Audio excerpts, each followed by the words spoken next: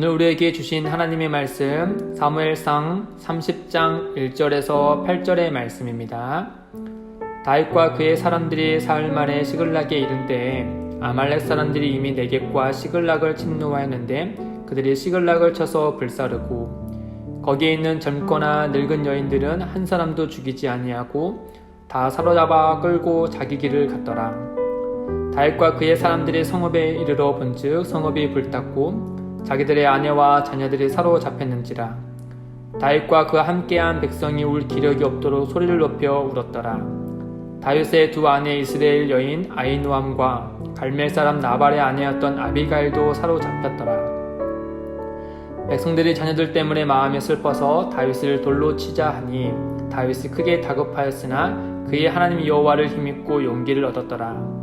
다윗의 아히멜렉의 아들 제사장 아비아달에게 이르되 원하건대 에봇을 내게로 가져오라. 아비아달의 에봇을 다윗에게로 가져가매 다윗이 여호와께 묻자와 이르되 내가 이 군대를 추격하며 따라잡겠나이까 하니 여호와께서 그에게 대답하시되 그를 쫓아가라. 내가 반드시 따로잡고 도로 찾으리라. 아멘.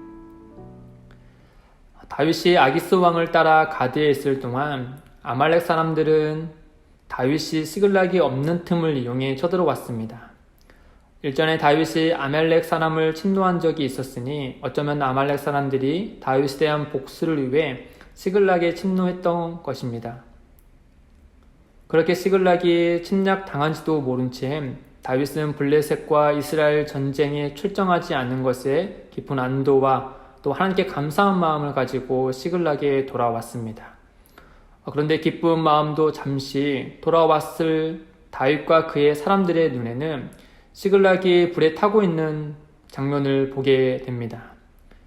급히 시글락에 돌아와 보니 아말렉에 의해 침략을 당했고 젊거나 늙은 여인들이 한 사람도 남김없이 다 사로잡혀 가고 말았던 것입니다. 그 중에는 다윗의 두 아내도 있었습니다. 또다시 큰 위기가 다윗에게 찾아온 것이죠. 이번 위기에는 다윗이 그동안 모아서 쌓아왔던 모든 것들이 불에 타고 빼앗겨 버린 일이었습니다. 시글락에 남아있는 이들이 절망 중에 있을 때 다윗과 그의 사람들이 온 것을 보고 울분을 참지 못하고 다윗을 향해 돌을 들어 던질 것까지 했습니다. 4절과 6절 상반절입니다. 다윗과 그와 함께한 백성이 울 기력이 없도록 소리를 높여 울었더라. 백성이 자녀들 때문에 마음이 슬퍼서 다윗을 돌로 치자 하니 끔찍한 재앙이 시글락 사람들에게 닥치자 사람들은 그 슬픔과 절망에 압도당하고 말았습니다. 슬픔과 절망이 그들을 짓눌러 숨조차 쉬지 못할 정도로 압도하자 그들은 슬픔과 절망을 분노로 표출합니다. 이들의 이런 반응이 한편으로 연약한 인간에게 충분히 이해가 되는 부분이기도 하지만 또 한편으로는 죄인이기에 자기에게 닥친 그 슬픔과 절망을 분노로 표출하여서 누군가를 자기와 같은 슬픔과 절망으로 끌어들이려는 그런 악하고도 또는 안타까운 모습으로 비춰지기까지 합니다. 슬픔과 절망이 가진 그런 무서움이겠지요. 반면 다윗도 그의 두 아내를 빼앗겨 동일한 슬픔과 절망의 영역에 있었을 텐데 그들과 전혀 다른 모습을 보입니다. 6절입니다. 백성들이 자녀들 때문에 마음이 슬퍼서 다윗을 돌로 치자 하니 다윗이 크게 다급하였으나 그의 하나님 여호와를 힘입고 용기를 얻었더라. 다윗도 그들과 마찬가지로 크게 다급했습니다. 다른 이들과 동일하게 큰 공경에 처해 절망의 수렁에 빠질 위기에 처한 것이죠. 그러나 그는 다급할 때 그 순간 모든 생각과 감정의 소용돌이를 멈추고 여호와 하나님을 생각합니다. 그리고 그 안에서 힘을 얻고 용기를 얻게 됩니다. 앞서 사울이 다급할 때 이 블레셋과 전쟁 중에 또 그것을 대비할 때 그 다급할 때 그가 행한 행동과 전혀 다른 모습이죠. 사울은 다급할 때 신접한 여인을 찾아가서 그 다급함을 해결하려고 했습니다. 그러나 다윗은 하나님을 찾았고 그 안에서 힘을 얻습니다. 이처럼 다윗은 그의 도움이 어디에서 오는 줄 온몸으로 아는 사람이었습니다. 골리앗과 전투에서 또 사울로부터 피할 때마다 하나님의 도우심을 그의 몸으로 직접 경험한 사람입니다. 동시에 그는 여러 차례 결정적인 이런 경험뿐만 아니라 평소에도 늘 기도하며 일상의 작은 것에서 큰 것에 이르기까지 하나님의 도우심을 날마다 누리는 사람이었습니다.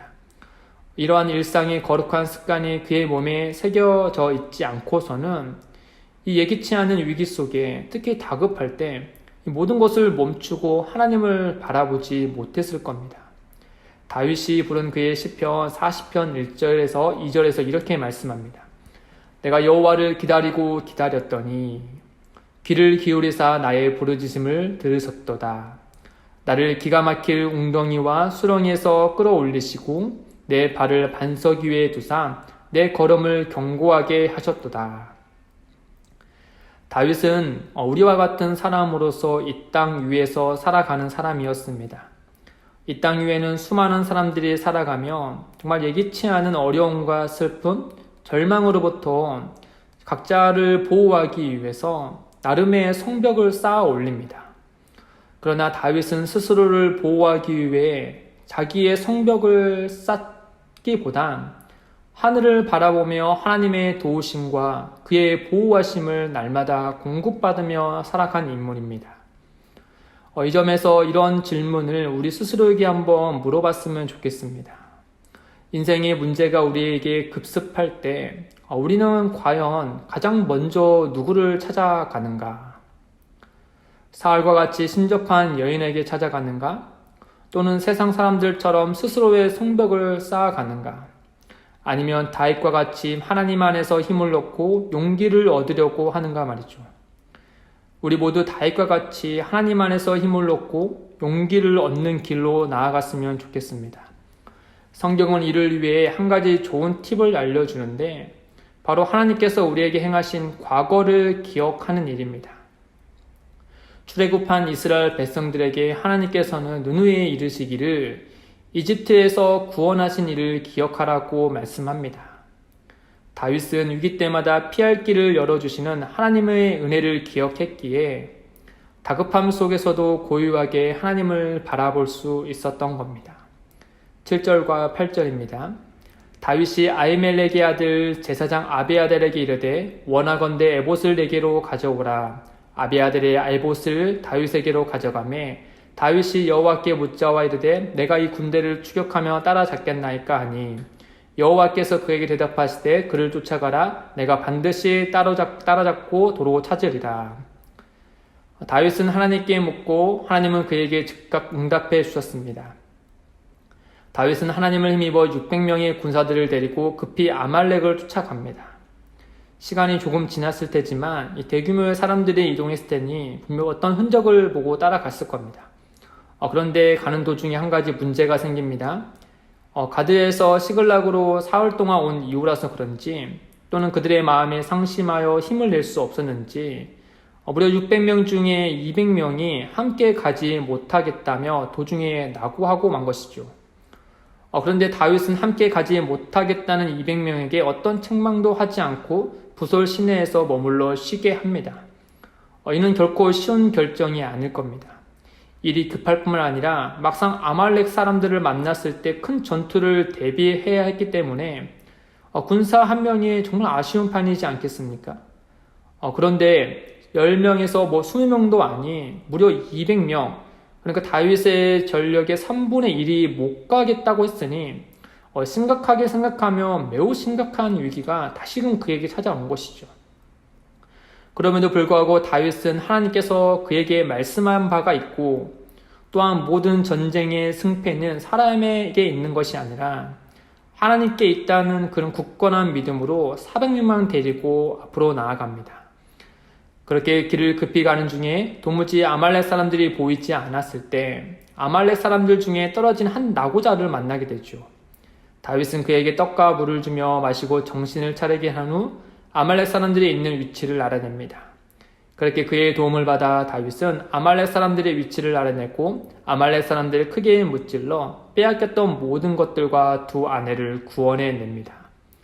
시글락에서 출발하기 전에 하나님께서 다윗에게 말씀하신 대로 정말 그대로 응답되는 놀라운 일이 또다시 그에게 일어난 것이죠. 18절과 19절입니다. 다윗이 아말렉 사람들이 빼앗아 갔던 모든 것을 도로 찾고 그의 두 아내를 구원하였고 그들이 약탈하였던 것, 곧 무리의 자녀들이나 빼앗겼던 것은 크고 작은 것을 막론하고 아무것도 잃은 것 없이 모두 다윗이 도로 찾아왔고, 이처럼 하나님은 부르짖는 자에게 응답하실 뿐 아니라 말씀하신 대로 반드시 이루어 가시는 분이십니다. 그렇기 때문에 다윗은 늘 하나님의 편에 있을 수 있었고 그에게 충성하여 순종할 수 있었던 겁니다. 사랑하는 성도 여러분, 인생의 문제들이 생길 때마다 하나님께서 우리의 기도에 응답해 주신다는 그 사실이 우리를 얼마나 크게 위로하는지 모르겠습니다. 마태복음 28장 20절에 예수님께서 우리에게 이렇게 말씀하시죠. 볼지어다 내가 세상 끝날까지 너희와 항상 함께 있으리라. 우리와 항상 함께 하시는 주님이 계시기에 우리는 바알과 같이 내게 능력 주신 자에서 내가 모든 것을 할 수 있느니라 라고 고백할 수 있는 겁니다. 우리가 하나님을 기억하고 하나님 안에서 힘과 용기를 얻으려 할 때 하나님은 우리의 마음에 거룩한 소원을 두셔서 모든 일을 선하게 이루어 가십니다. 이 진리를 기억하시고 날마다 하나님을 가까이 하시길 바랍니다. 정말 날마다 가까이 하는 것이 중요합니다. 우리의 일상 속에 하나님과 관계로 맺어진 그런 빚어진 작은 습관들이 우리 안에 쌓이고 녹여져야만 합니다.